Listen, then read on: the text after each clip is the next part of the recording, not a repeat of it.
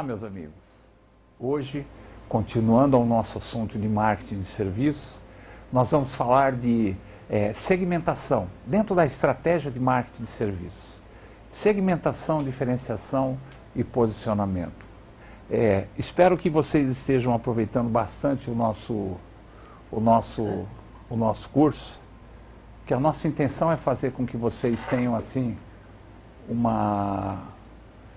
um aproveitamento maravilhoso. Olha, estratégias de segmentação. A segmentação compreende a identificação dos grupos de consumidores que compartilham características, necessidades, expectativas e comportamentos de compras e serviços similares a um determinado mercado. Os aspectos de demografia, geografia, comportamento do consumidor, perfil organizacional e de que essas diferenças geram implicações são muito importantes no tipo de serviço que é demandado, no padrão de uso, na reação às estratégias de marketing das empresas. Muito bem. A segmentação é um conceito que ele tanto serve para serviços como para produtos tangíveis. O serviço é intangível. Não existe diferencial. Na verdade, os dois buscam segmentos que tragam interesse, que denotem interesse em adquirir o produto ou o próprio serviço. E existe uma cadeia de reação, uma cadeia de relação na demografia, no aspecto geográfico. A gente aprendeu isso em outras disciplinas e a gente percebeu a importância disso. Nós vamos dar uma recapitulada aqui de alguma outra maneira, apresentando claramente o setor de serviços. Olha, o setor de serviços, a segmentação não difere em nada, como nós falamos. A necessidade maior é de orientar o foco para os clientes-alvo, que possuam compatibilidade de empregar estratégias de gestão da compatibilidade dos clientes de perfis diferentes.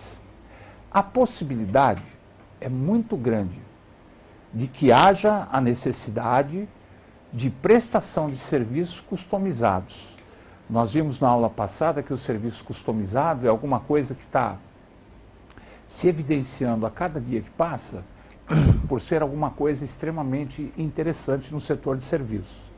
Então, muitas vezes, é muito melhor nós customizarmos aquilo que nós pretendemos comprar, porque ele vai nos mostrar uma faceta bastante interessante em atender às nossas necessidades, ao contrário da padronização. Lembram-se disso, não é verdade? E os fatores psicográficos e comportamentais são evidentes como bases desse segmento de mercado. Isso é uma coisa que a gente vai perceber agora de uma maneira bastante acentuada. Olha, o processo de segmentação e da seleção de mercados alvo requer ações preliminares de abordagem de mercado. No das empresas de serviço, essas estratégias compreendem as seguintes opções: a do marketing indiferenciado, a do marketing diferenciado e a do marketing concentrado. No marketing indiferenciado, aquele marketing que é dirigido para a grande massa, ele, como o próprio nome diz, não é verdade? A organização aborda todo o mercado com uma única oferta de serviço, um único produto, mas que tem um foco muito grande na massa de clientes. O marketing diferenciado, ao contrário do indiferenciado, a empresa aborda diversos segmentos de mercado, oferecendo vários tipos de serviços. Não dá para massificar. E o marketing concentrado é quando a empresa aborda apenas um ou dois segmentos de mercado, apresentando a oferta de serviço ideal para cada segmento. Vocês viram que a segmentação ela é bem interessante a hora que você vai para o serviço, porque ela consegue diferenciar. E a gente tem exemplos no nosso dia a dia, já nós vamos apresentar alguns, que quando o marketing é de massa, a gente percebe claramente a sua importância. Por exemplo, as empresas telefônicas. o marketing delas é um marketing de massa. Porque o produto, ele oferece algo que é extremamente idealizado, não é verdade? Muito bem. Nós vamos agora tratar da estratégia de utilização no acesso ao mercado. Depende só das principais características da sua empresa. Na abordagem do marketing diferenciado, possui utilidade quando o mercado apresenta características pouco diferenciadas, onde as opções de fornecedores são limitadas. A empresa é pequena ou está iniciando as suas atividades. Muito bem. A abordagem do marketing diferenciado, ela é muito utilizada para empresas que querem se tornar líderes em segmentos de mercado, quando já existe uma estabilidade financeira, uma capacidade de operações e consegue oferecer serviços diferenciados. E a abordagem do marketing concentrado é recomendada quando a organização dispõe de recursos limitados para atender o mercado total ou oferecer serviços, quando existem concorrentes fortemente estabelecidos. Nós vamos começar a falar agora de um assunto que eu acho assim extremamente relevante e importante dentro da segmentação de serviços. O processo de identificação e seleção de segmentos para serviços. Identificação das bases e segmentos. É aquele que entende o perfil do mercado e dos clientes potenciais. Identifica os aspectos que podem ser usados como base de segmentação. Determina os segmentos de mercado já existentes. Muito bem. Quando analisa o perfil, continuando a analisar o perfil,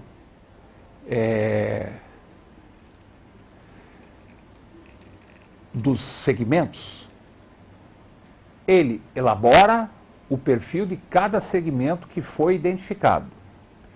Ele analisa a intensidade e a significância das diferenças existentes entre os segmentos que foram identificados. Olha, analisar a intensidade e significância das diferenças existentes entre segmentos identificados é muito relevante, porque às vezes a gente consegue identificar um segmento claramente, mas a gente não se apercebe da importância, da relevância e da intensidade e da significância. Então é importante quando a gente consegue fazer essa análise. Um outro aspecto é verificar se os segmentos identificados atendem os requisitos de eficácia estabelecidos. Olha, é isso mesmo que nós precisamos? É isso que nós temos como foco? São esses os segmentos que nós precisamos possuir dentro do nosso negócio?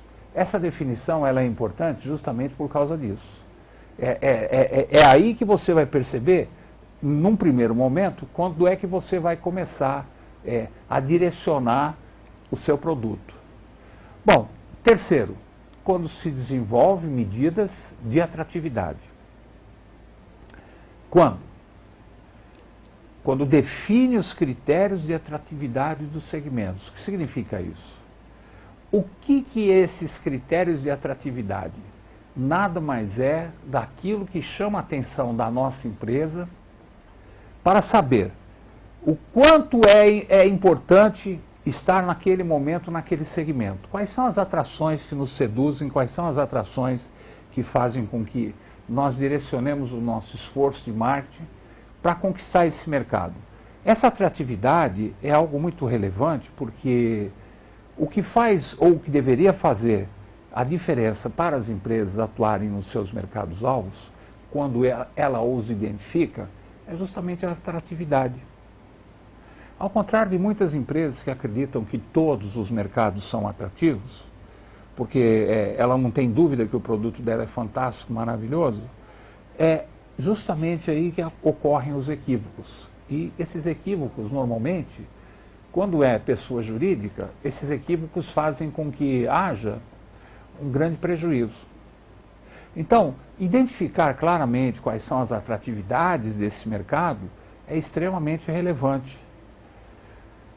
Eu poderia dar alguns exemplos, inclusive pessoais, daqueles trabalhadores que vão buscar uma oportunidade de negócio e eles não avaliam se aquela empresa que eles estão pretendendo prestar o seu serviço, se essas empresas são empresas que oferecem alguma atratividade para que ele exerça a sua profissão.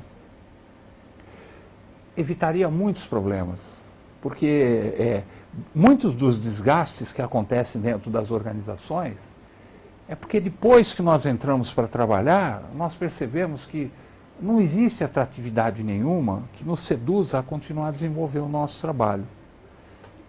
A mesma coisa é a empresa quando estabelece um foco em alguns clientes que não oferecem atratividade e ela não percebe isso, ou não analisou, ou não tem profissionais competentes para entender dessa maneira.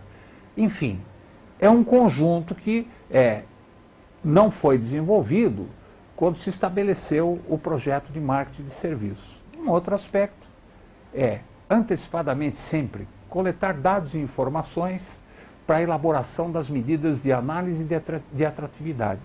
Claro, tudo isso é importante. Agora, às vezes eu fico preocupado porque a gente percebe que essas coisas, para as pessoas, muito mais do que uma falta de conhecimento, ela é uma preocupação, porque ninguém sabe que é a importância da informação. E o marketing, ele trabalha muito forte essa argumentação.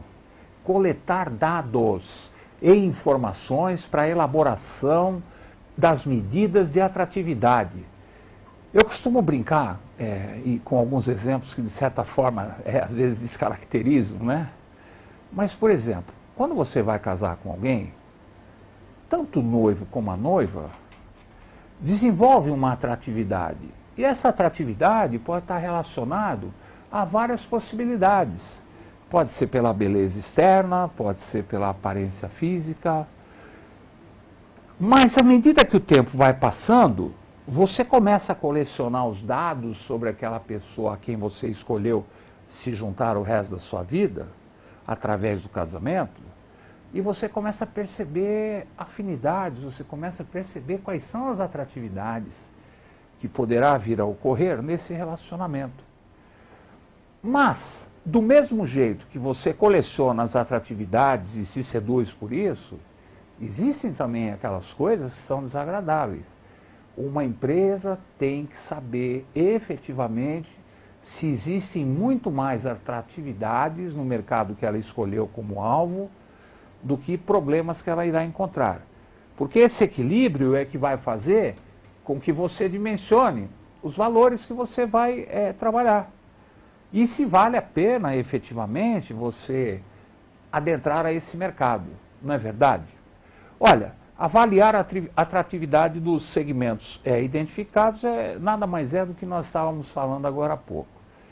Depois, tem um outro tópico que a gente fala assim, selecionar os segmentos-alvos. Analisar a posição competitiva da empresa em relação aos segmentos identificados. O que significa isso? Simples, não tem muita complicação. A minha empresa está preparada para atuar naquele mercado-alvo que foi identificado? O quanto ela está preparada? Nós iremos entrar nesse mercado e conseguiremos ter sucesso, porque nós estamos oferecendo algo extremamente positivo para esse segmento-alvo? Ou nós ainda não estamos preparados? Porque é uma coisa interessante que a gente sempre fala isso, né? A gente cita muitas vezes como exemplo algumas coisas que acontecem na vida moderna. Tem até aquela fábula, né, do leão e do tigre, que o leão estava tomando uma água no riacho e o tigre perguntou para ele: ô leão, Pô, como você faz barulho na floresta, hein? Caramba, você acorda todo mundo. Ele falou, mas é importante que eu ruja bem alto, para que as pessoas percebam o quanto eu sou importante e o quanto eu sou poderoso. Ah, Leão, para com isso. E tinha um coelhinho atrás do arbusto, ouvindo a conversa. Ele falou, nossa, que interessante. Quer dizer que ele ruge justamente para demonstrar o poder dele. Nossa, que maravilhoso. E aí ele foi para a toca dele e de repente ele começou a soltar um grunhido muito fraquinho e virou almoço de uma raposa que passava por ali perto. Olha que coisa interessante. Se você não tem o que anunciar, se você não tem o que falar para o mercado, não fala. Porque o mercado não perdoa. Interessante, né? A fábula é meio infame, mas fábula é fábula. A gente usa para exemplificar muitos exemplos que fazem parte do nosso cotidiano e muito interessantes também, né? Porque a gente convive com muito coelho aí rugindo, não é verdade? Hein? Fala a verdade. Depois de feito essa análise da posição competitiva, a gente vai verificar a adequação dos segmentos à proposta de vida da empresa, que é o quê? A sua missão, a sua visão e os seus valores. Porque às vezes você tem um mercado fantástico, maravilhoso, e não tem nada a ver com aquilo que você projetou para o seu negócio. Não existe esse negócio não existe fórmula mágica de fazer com que todos sejam seduzidos pela sua materialidade, pela sua maneira de agir. Não existe isso. No mundo dos negócios se exige eficiência e eficácia. Oferta de alguma coisa que seja útil para todas as pessoas que irão utilizar. E terceiro, a partir dessas colocações, escolher efetivamente o segmento-alvo.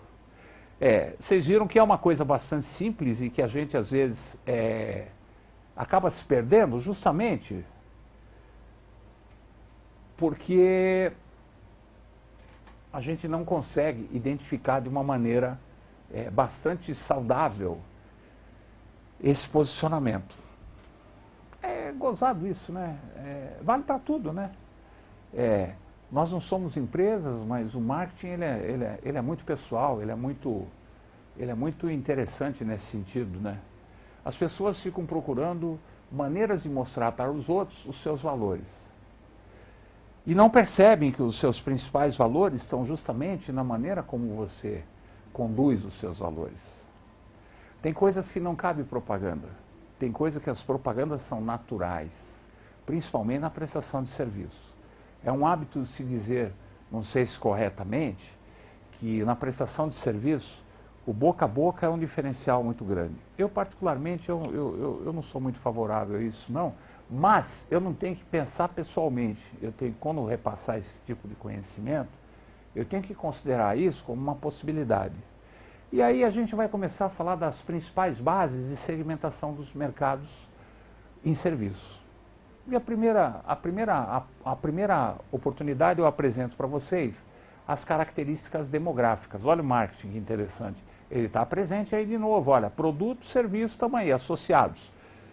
Quais são os tipos de setor de atuação? Qual é o tamanho da empresa? Qual é a localização geográfica da empresa? Ué, mas para que isso?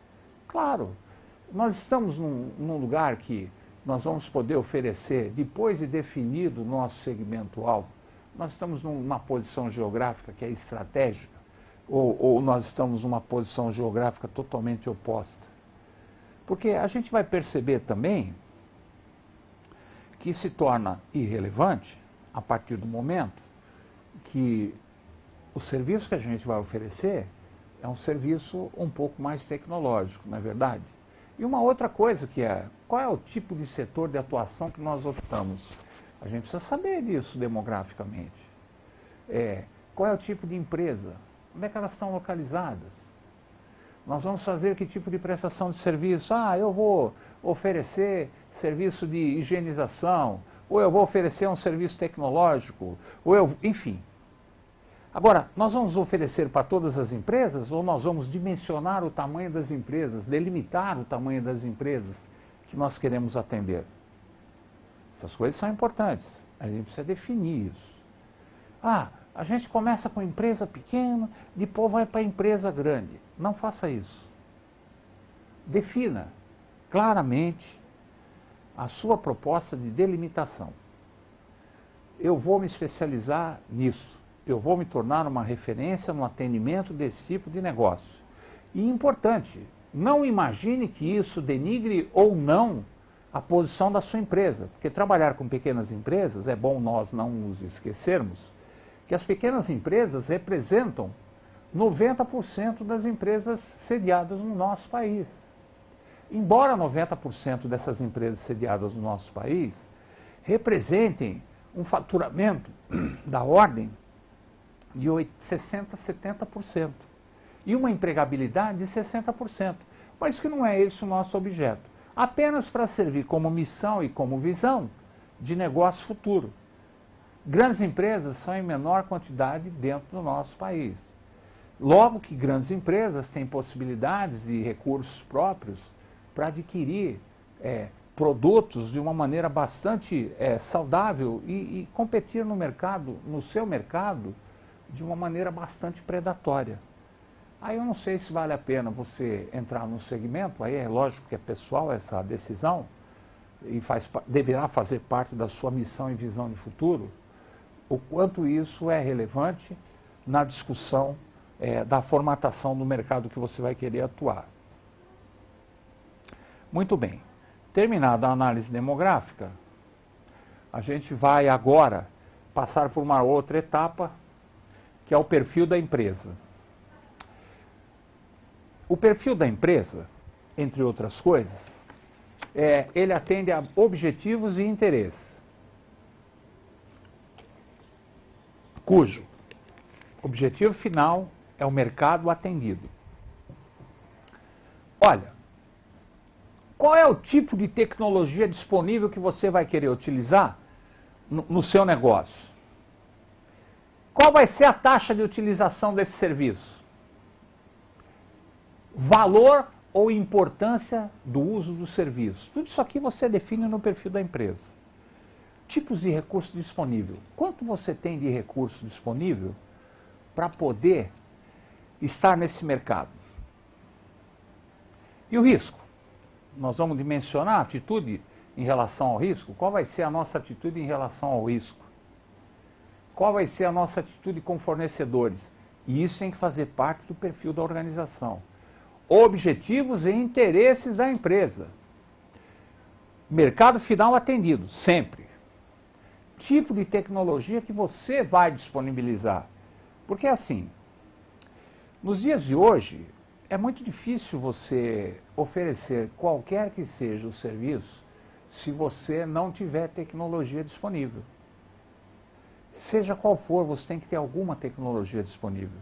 E essa tecnologia tem que ser uma tecnologia atrativa. Por quê? Porque as pessoas que prestam serviço não têm mais tempo para se dedicar a ações que não tenham nada a ver com aquilo que elas fazem. A gente chama isso de atividade fim. A empresa de limpeza, ela tem que ter uma preocupação focada na limpeza. Ela não pode ter um staff ou uma estrutura administrativa maior do que o pessoal que efetivamente trabalha no campo. Não teria sentido, a atividade fim estaria desvirtuada. E a única maneira de você conseguir racionalidade nessas ações seria justamente você usar tecnologia, que por sinal é muito boa, não é verdade? A gente convive com ela, a gente sabe o quanto ela é relevante no nosso desenvolvimento. Muito bem, definido isso, nós vamos agora falar do processo de compra. Interessante, né? Critérios chaves de compra. Você tem que ter essa definição. O que você vai considerar como importante para comprar? Qual vai ser a política de compras oferecida pela empresa? Você vai oferecer uma estrutura ou autonomia de compra? Qual vai ser? Qual vai ser o estágio do processo de decisão? Por que esse tipo de colocação? O que o marketing tem a ver com isso? Marketing tem a ver com todas as ações que compreendem a operação da empresa. Comprar é tão importante quanto vender. Isso a gente sabe, não tem dúvida. Agora, qual é a diferenciação que a gente vai oferecer dentro da nossa empresa para esse tipo de atividade? Nós precisamos definir isso de maneira bastante clara, não é verdade? Muito bem. Um outro aspecto relevante também é o que diz respeito aos fatores situacionais, de urgência de pedido, de aplicação e uso específico, qual é o tamanho do pedido. Essas coisas são pedidos localizados, situacionais. Como é que nós vamos tratar essas ações? Será que pedidos urgentes ou urgência no pedido é problema para a minha empresa? Isso faz com que o meu cliente se torne um transtorno, em vez de se tornar uma pessoa importante para a minha organização? Será que eu vou aplicar ou vou ter um uso específico desse produto e o tamanho do pedido vai ser um impeditivo para que nós tenhamos ações predatórias? Porque chega um ponto que a gente percebe no mercado, até pela nossa experiência em sala de aula e como ex-executivo de grandes corporações, a gente percebe que em muitas empresas o principal problema delas é o cliente. Nossa, que cliente chato. Pediu e acha que tem que ser na hora. Isso aqui não é pastelaria. Para com isso. Isso aqui é muito importante. Gente, tem alguma coisa errada nessa mecânica de reflexão. Está faltando missão. Está faltando valor na organização. Cliente não é problema nunca. O cliente é solução. Mas por que é que a gente não consegue perceber a sua relevância dentro do nosso contexto? Olha, nós temos tantos desafios nesse nosso país jovem, nesse novo país redescoberto pelo mundo e pelos brasileiros, porque nós redescobrimos esse país a hora que nós permitimos a aproximação de estrangeiros, nos trazendo produtos que fazem com muito mais qualidade que nós, porque nós não tínhamos a oportunidade e a formação e a qualificação e até não sabíamos quais eram as nossas possibilidades, mas que fazem tão bem, não é verdade? Quanta coisa boa que a gente aprende dentro da própria instituição de ensino superior, quanta informação a gente está tendo acesso agora, quantas pessoas sabiam até outro dia da importância do estudo do marketing, o quanto o marketing ele é relevante, marketing de serviço, meu Deus, que loucura! Nós vamos ver mais para frente como é que as pessoas enxergavam esses valores, vocês vão ver que coisa maravilhosa, vocês vão ficar entusiasmados. E todo dia que passa, a gente percebe claramente a importância dessas coisas que nós praticamos e fazemos. Bom, enfim, nós vamos falar agora da seleção dos segmentos-alvo. Isso é muito relevante também. Ela compreende as atividades de definição dos critérios de atratividade dos segmentos a serem utilizados. Olha aí a atratividade de novo. A coleta de dados e informações necessárias para a elaboração das medidas de análise e a avaliação da atratividade de cada segmento de mercado identificado. Vocês viram de novo essa informação. E agora eu vou começar a trazer também alguns exemplos para que a gente possa se posicionar. Olha, o tamanho desse segmento que a gente escolheu, a taxa de crescimento que existe possibilidade nesse segmento. Olha, esse é um segmento de companhia aérea. Vai crescer, não vai crescer, vai ficar negativo o seu crescimento? A gente já sabe as respostas, não é verdade? Agora, a gente precisa pesquisar isso aí. Quando não é companhia aérea, que é um negócio muito evidente para nós, não é verdade? Nós temos empresas, milhares de atividades que a gente precisa saber se elas continuarão a existir. Às vezes as pessoas falam assim, nossa, como você é dramático. Você acha que a minha empresa vai fechar? Eu não sei. o seu serviço existirá daqui a 10 anos? Eu brinco muito com isso e falo sério, porque quando a gente fala de cenário, a gente tem que perceber o seguinte: quando a gente escolhe o segmento, a gente tem que entender que aquele segmento vai ser um segmento que terá vida longa. Agora, a gente sabe também que muitos dos segmentos que às vezes nós fazemos a opção de prestar um serviço, ele acaba reduzindo drasticamente, porque aquele segmento começa a ficar ultrapassado, tecnologicamente ele começa a não ter uma atualização constante e abre espaço para que se criem novos segmentos com muito mais tecnologia. É importante saber se vai ter crescimento. Esse segmento vai ter sazonalidade?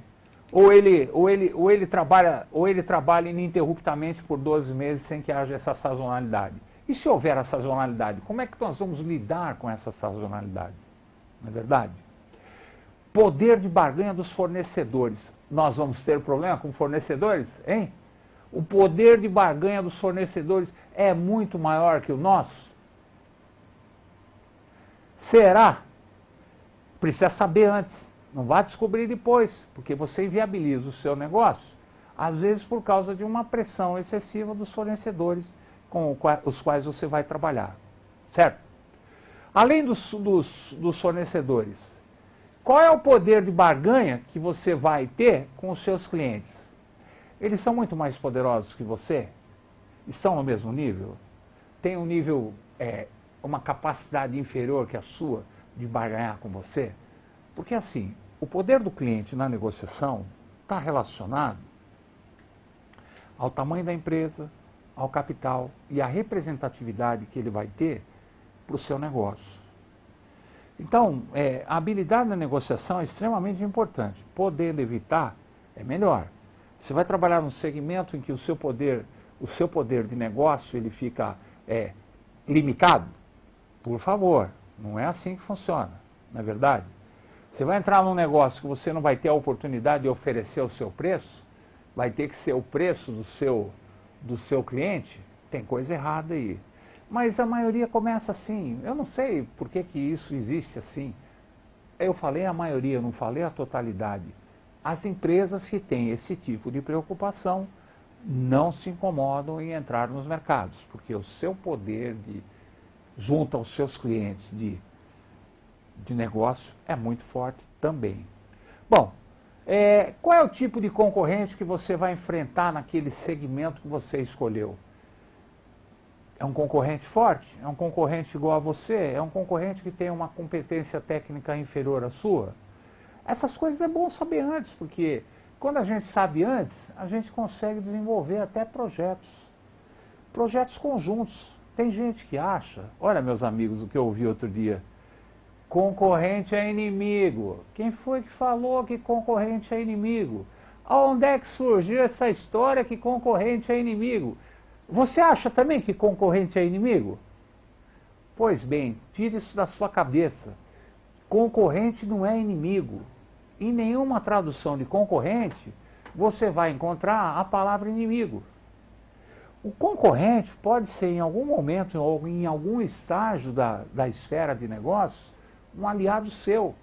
Alguém que vai contribuir para que você consiga atender uma demanda que talvez você não consiga sozinho, correndo o risco de até vir a perder o negócio. É importante, seja amigo do seu concorrente, porque você vai ter a oportunidade de saber quais são as suas ações, de que maneira ele está se preparando para dar um passo à frente. E você vai poder se programar ao ponto de acompanhá-lo, ou até ao contrário. Importante quando a gente está na vanguarda, quando nós somos sempre o primeiro.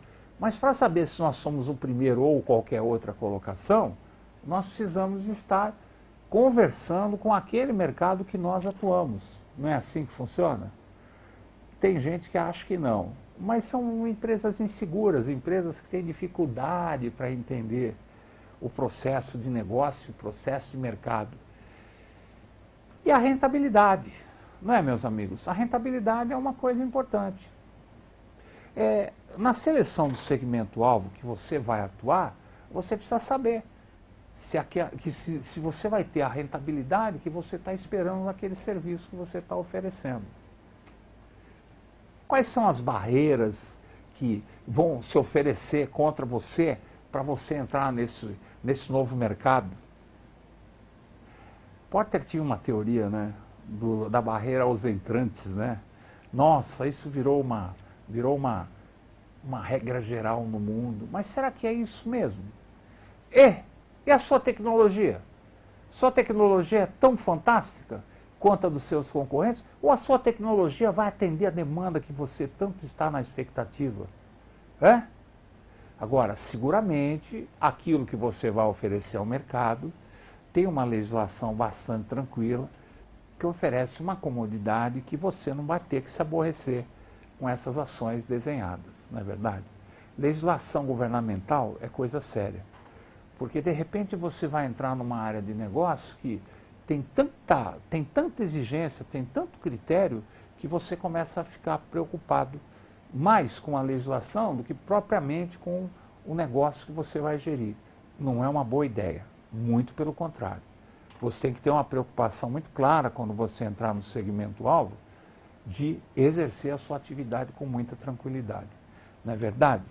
Visto isso, agora nós vamos passar por uma outra etapa onde eu apresento um quadro demonstrativo para vocês de diferenciação competitiva para o serviço. Isso aí eu peguei isso aí eu utilizei um material do professor Alessio Bessa, que por sinal é uma autoridade em estratégia de marketing de serviço fantástico. Uma obra que eu recomendo para todo mundo porque realmente é muito bom. Ele consegue fazer uma abordagem na estratégia do serviço fantástica. Ele consegue enxergar todas as possibilidades, o que é muito difícil nos autores. Muito bem, e aí ele diz assim, olha, os segmentos de serviço, e aí a gente menciona indústria, comércio, bancos, e aí ele diz assim, olha, quem é que usa propaganda? Teoricamente, né, não deveria usar a propaganda órgão de governo, não é verdade? Mas indústria, comércio, bancos e partidos políticos utilizam a propaganda. E quem é que usa a comunicação? Normalmente a indústria e o comércio. A pesquisa, a indústria, o comércio, órgãos do governo e partidos políticos. Coisa interessante, né? E o patrocínio? Normalmente indústria e bancos. Se vocês prestarem atenção, existe uma ação bastante interessante de patrocínio do sistema financeiro. Os principais eventos esportivos ou culturais ou qualquer coisa do gênero, o sistema financeiro está direto lá, e a indústria também. Até porque a indústria, em determinado tipo de ação, interessa para ela por desenvolvimento tecnológico. Merchan, só não usa o governo e o partido político, não teria como, não é verdade? E relatórios de acionistas, aí é uma preocupação da indústria e dos bancos, que são os principais focos desses relatórios. Um balanço social, só a indústria utiliza, e a internet, aí é uma unanimidade. Existe aí nessa diferenciação competitiva a utilização da internet como ferramenta.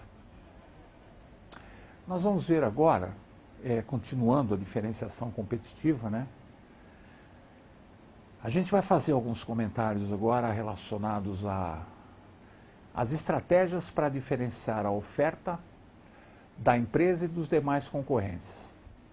Então, a primeira, sem dúvida nenhuma, nós precisamos, e já sabemos, porque já tratamos isso nos outros encontros, é que as ofertas de serviços são intangíveis, difíceis de avaliação, objetiva pelos consumidores e com maior probabilidade de serem percebidas como similares. Isso realmente é interessante. Quando não forem diferenciados, tendem a ser comercializados por preços mais baixos, com margens reduzidas e a competir por mercados consumidores com base apenas no preço. É muito comum, principalmente no ramo alimentício, até mesmo no ramo eletroeletrônico, quando surgem algumas ofertas que a gente nunca ouviu falar. E você percebe, às vezes, que os seus valores têm uma discrepância sempre a menor, ou um valor a menor, E a discussão é sempre a mesma, mas poxa, se o produto é tão bom ou é igual ao produto de ponta, por que é que ele não custa a mesma coisa que o produto de ponta? Justamente porque essa oferta ela é diferenciada e ela não é conhecida também. Nós já vimos isso em um outro momento, não é verdade?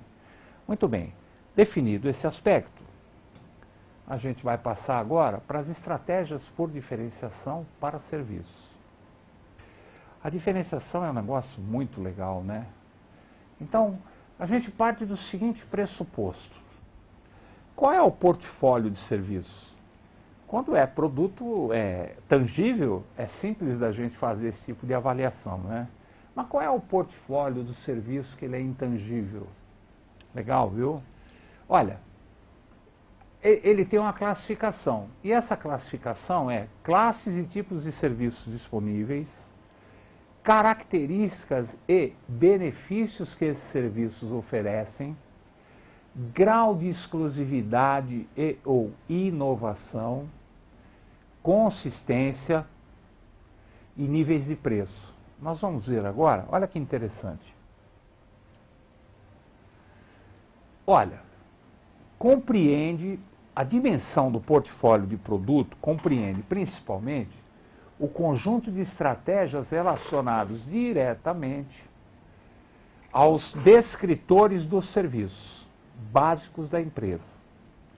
Os seus principais elementos de estratégia são a diversidade das ofertas de serviços, as características beneficiadas, o nível de desempenho estabelecido para o serviço e o grau de exclusividade, a consistência e os níveis de preço.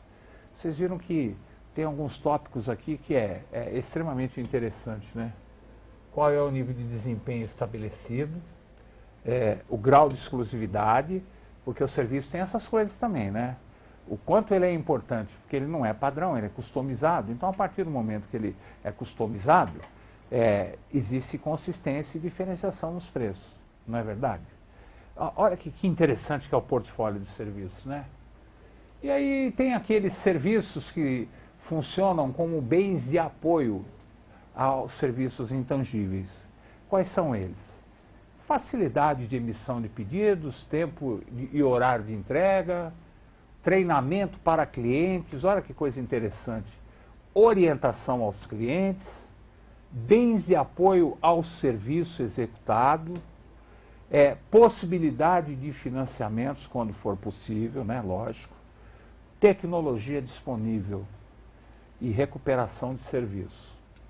Olha só, e aí a hora que a gente vai para a dimensão e os serviços, os bens de apoio ao serviço, isso é muito relevante, prestem atenção, porque isso não é intangível, isso é tangível. Envolve as estratégias que são relacionadas aos aspectos complementares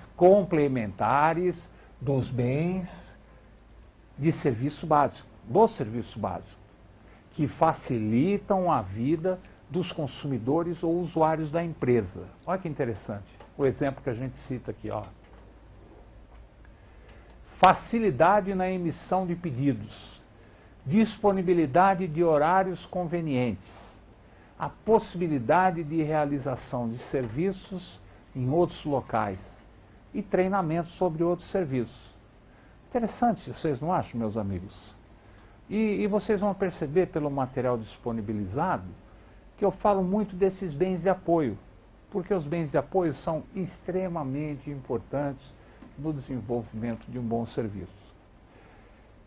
Esse assunto a gente vai parar agora e foi um prazer revê-los novamente, meus amigos. Eu espero que vocês tenham aproveitado essa disponibilidade do material que nós estamos oferecendo a vocês. Bom dia a vocês.